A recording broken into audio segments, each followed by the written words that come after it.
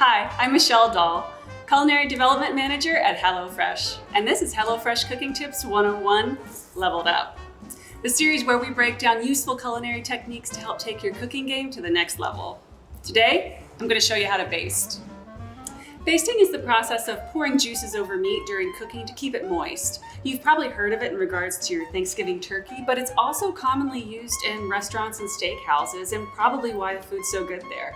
But it couldn't be easier to do at home.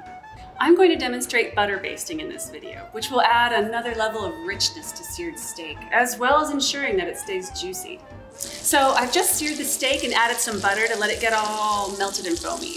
Now I'm going to tilt the pan and spoon the foamy butter over the steak.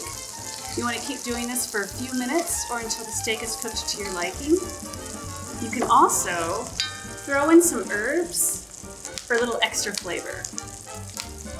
And that's it. I'm going to transfer the steak to a serving plate and pour over these delicious hand juices. Now, as always, you want to make sure you let it rest for at least 5 minutes. Think of your steak like a sponge. If you squeeze it, it needs some time to reabsorb all of those juices.